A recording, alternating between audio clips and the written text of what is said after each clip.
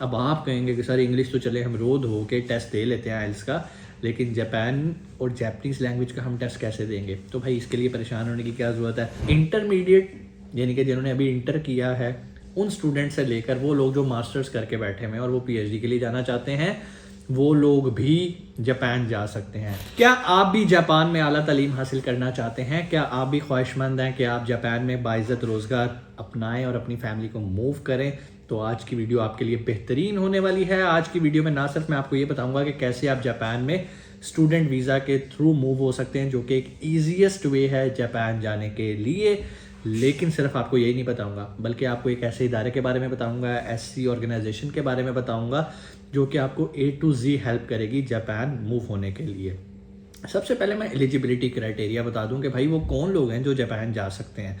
भाई इंटरमीडिएट यानी कि जिन्होंने अभी इंटर किया है उन स्टूडेंट से लेकर वो लोग जो मास्टर्स करके बैठे हुए हैं और वो पीएचडी के लिए जाना चाहते हैं, वो लोग भी जापान जा सकते हैं। रास्ता क्या होगा, तरीकाकार क्या होगा, मैं बता दूं। अच्छा, एक चीज़ और भी ऐड कर दूं, बहुत सारे इंटर के बच्चे ये वाला सवाल करेंगे, सर कितने मार्क्स होने चाहिए, क्या तरीकाकार? भाई मार्क्स का कोई ताल्लुक नहीं, आपकी सप्ली नहीं आनी चाहिए, आपके पासिंग मार्क्स भी हों।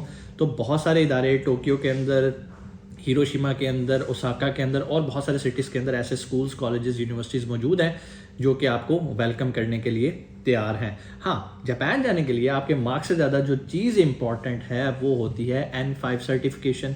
अब आप कहोगे कि सर N5 सर्टिफिकेशन क्या है? बिल्कुल वैसे ही जैसे कनाडा जाने के लिए आपको आइल्स की ज़रूरत होती है, इसी तरह आपको जापान जाने के लिए आपको N5 का सर्टिफिकेट आपके पास होना चाहिए। बेसिकली ये लैंग्वेज टेस्ट है। अब आप कहेंगे कि सर इंग्लिश तो चले हम रोज हो के टेस्ट दे लेते हैं आइल्स का, लेकिन जापान और जापानीज़ लैंग्वेज का हम टेस्ट कैसे देंगे? तो भाई इसके लिए परेशान होने की क्या ज़रूरत है। मैं आपको एक इदारे के बारे में बताता हूँ जिसका नाम है द ऑरेंज कंसल्टेंट। ये लोग लाहौर में कलमा चौक पे मौजूद है। नीचे डिस्क्रिप्शन में इनका नंबर भी दे देता हूँ। A to Z आपको सोल्यूशन प्रोवाइड करेंगे, एक ही छत के नीचे आपको सारे सोल्यूशन मिलने वाले हैं।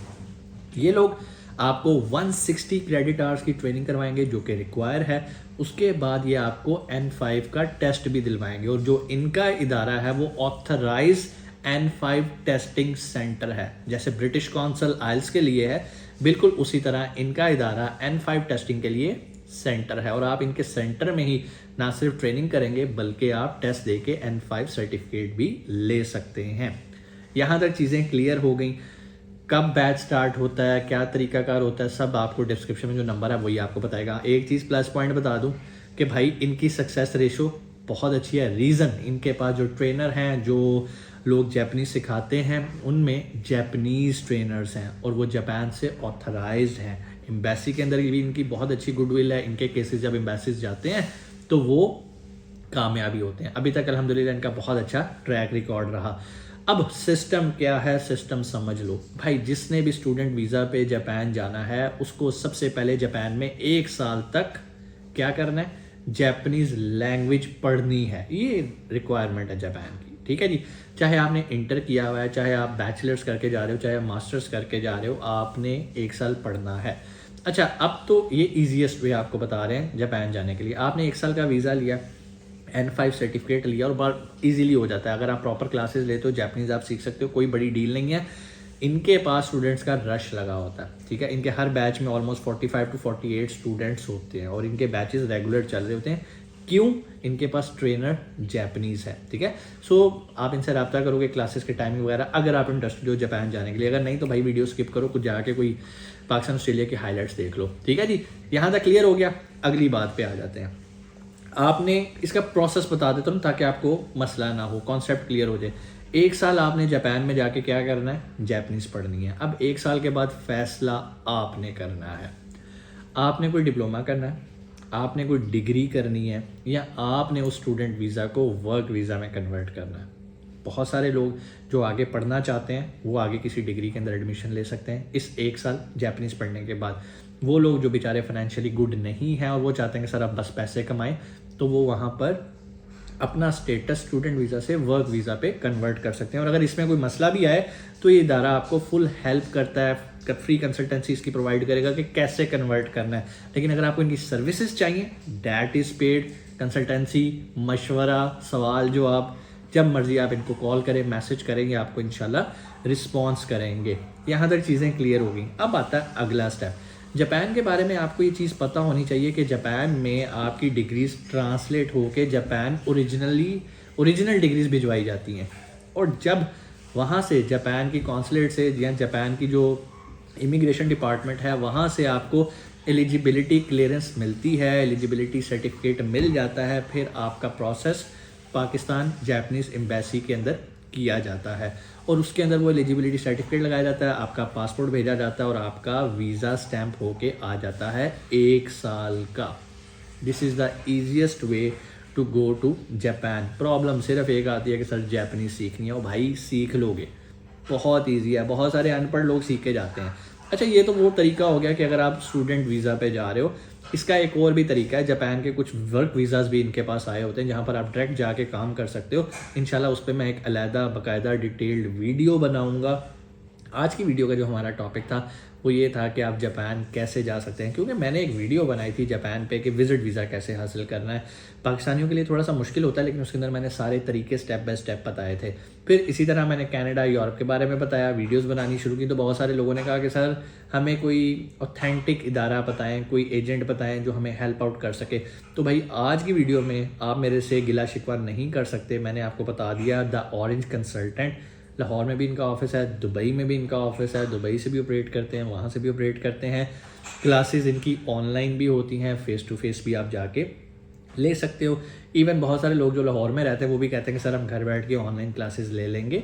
अब यार इतनी कोशिश तो आप कर सकते हो। मेरा ख्याल है एक बच्चा जिसने इंटर किया उसके लिए जापानीज़ सीखना कोई बहुत बड़ा मसला नहीं होना चाहिए। और 160 क्रेडिट आवर्स हैं। जब आप इतना टाइम किसी भी उस्ताद के साथ, जापानीज़ उस्ताद के साथ गुजारते हो, तो आपको इतनी एक्सपर्टीज़ हो जाती है कि आप N5 का टेस्ट क्लियर कर सकते हो। आप ये देखो कि यार बहुत सारे वो लोग जिनकी तलीम ना होने के बराबर होती है, वो N4 का करके वर्क वीज़ा लेके जापान जाते हैं यार। तो आप में क्या कमी है? कोई कमी नहीं है, कॉन्फिडेंस की कमी है। वो भी इंशाल्लाह जब आप ट्रेनिंग करोगे वहाँ पर आपको निकल जाएगी, सारी हेजिटेशन आपकी निकल जाएगी। सो ट्रेनिंग से लेकर आपकी N5 सर्टिफिकेशन से लेकर आपकी डॉक्यूमेंटेशन अटेस्टेशन जापान भेज के करवाने से लेकर आपका यूनिवर्सिटी, कॉलेज, स्कूल के अंदर एडमिशन से लेकर आपका पाकिस्तान एम्बेसी के अंदर केस सबमिट के साथ वीज़ा लगने तक का प्रोसेस ये ऑर्गेनाइजेशन आपको करके देती है। और मज़े की बात, जो भी वहाँ की एडमिशन फ़ीस होती है, क्योंकि हर इदारे की अपनी होती है। अगर आप टोक्यो में एडमिशन लोगे तो वो थोड़ा सा एक्सपेंसिव होता है। साइड के जो सिटीज़ हैं लाइक हिरोशिमा साइड पे, या और एक दो सिटीज़ हैं बड़े मुश्किल नाम होते हैं, ओसाका में चले जाओ, थोड़ी सी फीसिस एज़ कम्पेयर टू इदारों की कम हो जाती है। तो जब फीसिस कम होती हैं तो बहुत सारे लोग कहते हैं कि ठीक है यार हम उन सिटीज़ में जाके अपना एडमिशन लेके 1 साल अपनी जापानीज़ एजुकेशन पूरी करते हैं। आप जब इनसे रब्ता करोगे ये आपको मज़ीद गाइड करेंगे, मज़ीद हेल्प आउट करेंगे कि वो कौन से ऐसे, जिस तरह आपको पता है ना कि बोर्ड के एग्ज़ाम्स देने हो तो जो लोग तैयारी करवाते हैं एग्ज़ाम्स की वो एक्सपर्ट होते हैं इस चीज़ के। इसी तरह अगर आपने CSS की तैयारी करनी हो तो अकेडमीज़ बनी हुई हैं जो आपको तैयारी करवाती हैं, क्योंकि वो एक्सपीरियंस होती हैं। अल्हम्दुलिल्लाह इनका सक्सेस रेशो बहुत अच्छी है, मोर देन 99% है। इन्हें पता है कि आपको किस तरह से तैयार करना है कि आपका N5 टेस्ट क्लियर हो और जापान में आपका ईज़िली एडमिशन हो सके। एडमिशन ड्यूरिंग प्रोसेस ही ये कर देते हैं, लेकिन सारी चीज़ें इन्हें पता है कि इन्होंने कौन सा काम कब करना है, और आपको फुल हेल्प आउट करके आपको पाकिस्तान से जापान बाइज़्ज़त तरीके से पहुंचाना है। फिर 1 साल आपने अपनी एजुकेशन लेनी है जापानीज़ की, उसके बाद आगे आपके पास ऑप्शन है, डिप्लोमा कर लो, डिग्री कर लो, या PhD, या जो कुछ भी आप वर्क परमिट पे भी अपने आप को कन्वर्ट कर सकते हो। उम्मीद है चीज़ें आपको समझ में आई होंगी।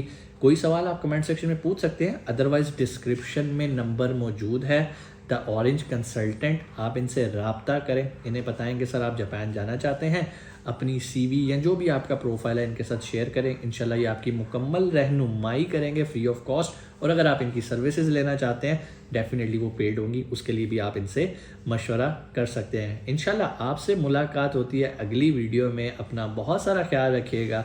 पाकिस्तान जिंदाबाद।